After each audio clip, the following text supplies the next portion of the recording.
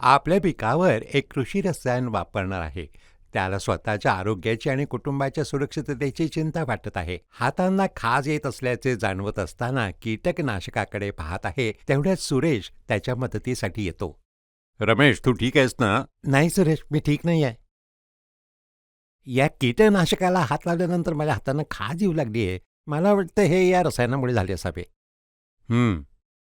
हो रमेश, ही रसायने धोकादायक असू शकतात. त्यांचा सुरक्षित पद्धतीने वापर करणे खूप महत्वाचे आहे. मी तुला योग्य पद्धत सांगतो. ठीक आहे, धन्यवाद. कृषी रसायनांचे वेगवेगळे विषारीपणाचे स्तर असतात. ते रंगीत लेबलद्वारे दर्शवलेले असतात. लाल रंग अत्यंत विषारी असल्याचे दर्शवतो, पिवळा रंग जास्त विषारीपणा दर्शवतो, निळा रंग मध्यम विषारीपणा दर्शवतो आणि हिरवा रंग कमी विषारीपणा दर्शवतो. रसायन खरेदी करण्यापूर्वी आणि वापरण्यापूर्वी ही लेबले नक्की तपासा. कृषी रसायनांचा सुरक्षित वापर करताना नेहमी वैयक्तिक संरक्षण साधनांचा वापर करावा. यामध्ये हातमोजे, मास्क, बूट, पूर्ण बाह्यांचे कपडे, सुरक्षात्मक चष्मे तसेच डोके झाकण्यासाठी कव्हर यांचा समावेश होतो. जर मी काही मिनिटांसाठी फवारणी करत असेल तरी मास्क घालणे गरजेचे आहे. हो, सुरक्षा साधने नेहमी वापरली पाहिजेत. अगदी कमी प्रमाणात सुद्धा नुकसान होऊ शकते. कृषी रसायनांचा वापर करताना खालील खबरदारी घ्या. फवारणी टाकी भरताना नेहमी स्वच्छ पाणी आणि फनेलचा वापर करा. रसायने मोकळ्या जागेत लाकडी काठीने मिसळा.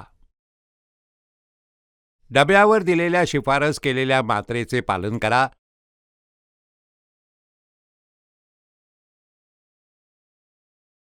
फवारणी यंत्रामध्ये गळती नाही याची खात्री करा आणि योग्य आकाराचा नोझल वापरा. कापूस, तूर आणि मका यासारख्या 4 फुटांपेक्षा उंच पिकांसाठी एक्सटेन्शन रॉड किंवा नळीचा वापर करा.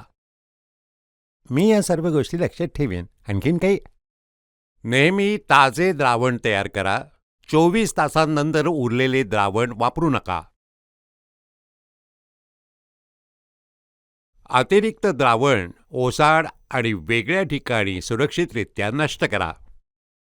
काही गोष्टी अजिबातच करू नयेत, जसे की फवारणी करताना खाणे, पिणे, चघळणे किंवा धूम्रपान करू नका. आडलेला नोझेल तोंडाने फुंकून साफ करू नका. तीव्र उन्हात, जोरदार वाऱ्यात किंवा पावसात फवारणी करू नका. धन्यवाद सुरेश, तुमच्या मार्गदर्शनामुळे मी आता कीटकनाशकाची फवारणी सुरक्षित रीतीने करेन. काही हरकत नाही मित्रा, पण काळजी इथेच संपत नाही. फवारणी झाल्यानंतर रसायनांचे योग्य साठवण करणेही तितकेच महत्त्वाचे आहे. मी एक एक करून सांगतो. कीटकनाशकांची साठवणूक घरापासून दूर करा. साठवण करण्याची जागा कुलूपबंद ठेवून सूचना फलक लावून सुरक्षित ठेवा. वेगवेगळी कीटकनाशके वेगवेगळी ठेवा, जेणेकरून रासायनिक प्रतिक्रिया होणार नाही. थंड, कोरड्या आणि हवेशीर जागेत साठवा, जिथे थेट ऊन किंवा पाऊस पोचणार नाही. कीटकनाशकाची गळती होत नाही ना याची वेळोवेळी खात्री करा.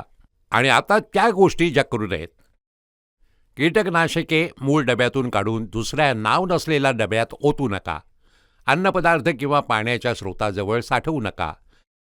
लहान मुले, जनावरे किंवा गाय, शेळी, मेंढी यासारखी जनावरे साठवण जागेजवळ येऊ देऊ नका.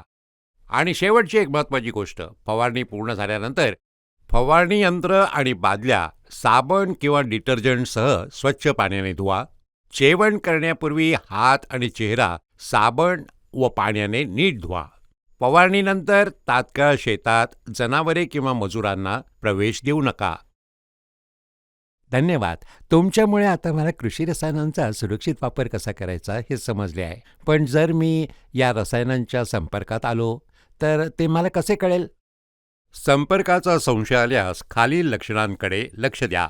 मळमळ, डोकेदुखी, पोटात मुरडा, उलटी, श्वास घेण्यास त्रास, त्वचेवर ॲलर्जी, छातीत जडपणा, अतिशय घाम येणे, बेशुद्ध पडणे किंवा झटके. विषबाधेची कोणतीही लक्षणे दिसल्यास तात्काळ प्राथमिक उपचार करा आणि लगेच वैद्यकीय मदत घ्या. धन्यवाद सुरेश. कृषी रसायनांचा जबाबदारीने वापर केल्यास निरोगी शेत आणि सुरक्षित कुटुंब सुनिश्चित करता येते. रंगसंकेत लक्षात ठेवा, सुरक्षा साधने वापरा, योग्य मात्रा वापरा, रसायनांची योग्य साठवण करा आणि सर्व खबरदारीचे पालन करा. यामुळे आपण, आपली पिके आणि पर्यावरण सुरक्षित राहील.